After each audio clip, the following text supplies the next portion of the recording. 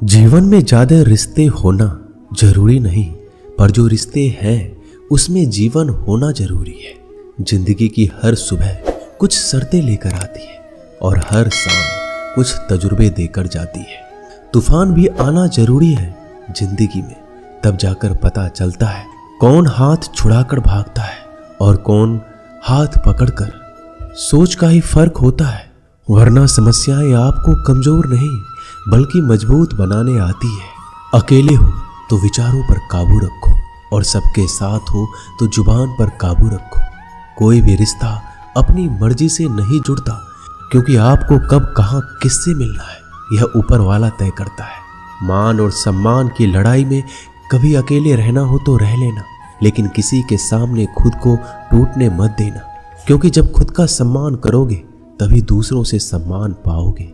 दिल साफ और मकसद सही हो तो यकीन रखो किसी न किसी रूप में ईश्वर आपकी मदद करते हैं।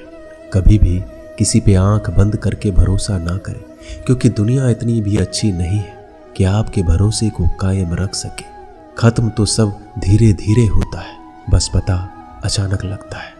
मुश्किल वक्त दुनिया का सबसे बड़ा जादूगर है, क्योंकि वह एक पल में आपके चाहने वालों के चेहरे से नकाब हटा देता है।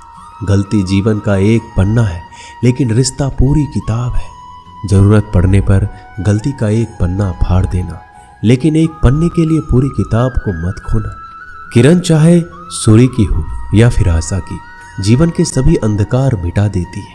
सब्र और सच्चाई एक ऐसी सवारी है जो कभी अपने सवार को गिरने नहीं देती, ना किसी के कदमों में ना किसी के नजरों में। अकेले चलना और आगे बढ़ते रहना आसान नहीं होता, लेकिन अगर हार ना मानी जाए, अपने आप को धोखा ना दिया जाए, तो आखिर में एक बेहतरीन कामयाबी हासिल होकर ही रहती है।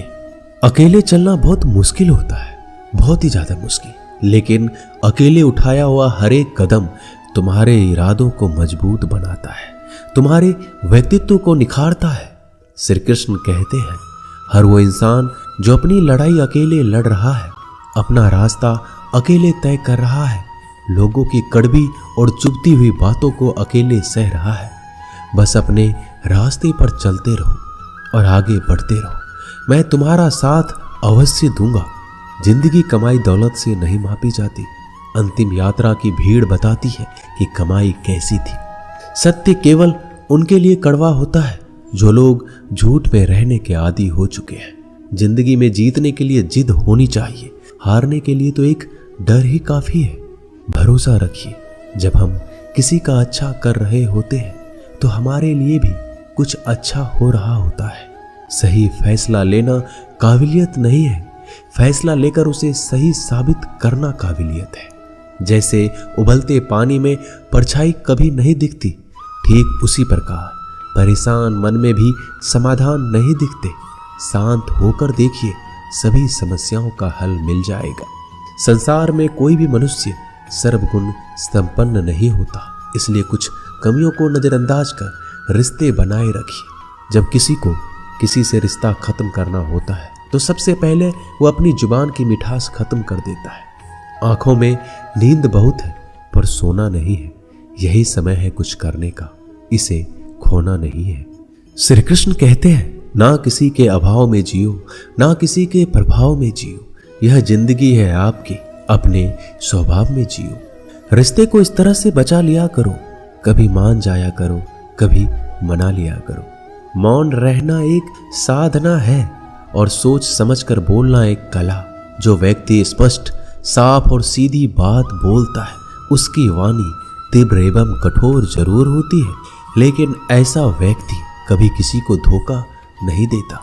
जो प्राप्त है वही पर्याप्त है। इन दो शब्दों में सुख बेहिसाब है। कर्म बहुत ध्यान से कीजिए, क्योंकि ना तो किसी की दुआ खाली जाती है, ना किसी की बद्दुआ। कभी याद रखना कि अगर ये दुनिया भेड़ियों का एक जंगल है तो तुम उन भेड़ियों के राजा हो।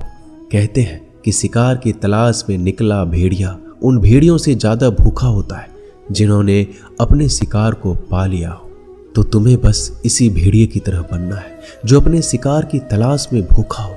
उसका दिमाग तेजी से काम कर रहा हो कि भूख कैसे मिटाया जाए, और ये भूख है कामयाबी की, दूसरों से कुछ अलग कर दिखाने की भूख, लोगों की निंदा से परेशान होकर रास्ता ना बदलना, क्योंकि सफलता शर्म से नहीं साहस से मिलती है। जीवन में आपको रोकने टोकने वाला कोई है तो उसका एहसान मानिए, क्योंकि जिन बागों में माली नहीं होते वह बाग जल्दी उजड़ जाते हैं। जो लोग मन में उतरते हैं उन्हें संभाल कर रखिए, जो लोग मन से उतरते हैं उनसे संभल कर रहिए। बुद्धिमान लोग कभी इतिहास नहीं रचते, वो तो सिर्फ इतिहास को पढ़ते हैं। इतिहास तो पागल लोग रचते हैं जिन पर दुनिया हंसती है। जिंदगी में इन दो लोगों से हमेशा दूर रहना, एक जो व्यस्त रहने का दिखावा करता है और दूसरा घमंडी, क्योंकि खुद को व्यस्त दिखाने वाला व्यक्ति अपनी मर्जी से बात करेगा और घमंड वाला व्यक्ति अपने मतलब से याद करेगा। किसी को धोखा देकर ये मत समझो कि आप चालाक हो, ये सोचो कि उस इंसान को आप पर विश्वास कितना है। ये इंसान की फितरत है, यदि आप उसका एक बार सहायता ना करो तो वो आपके द्वारा पहले की गई सारी सहायताओं को भूल जाता है।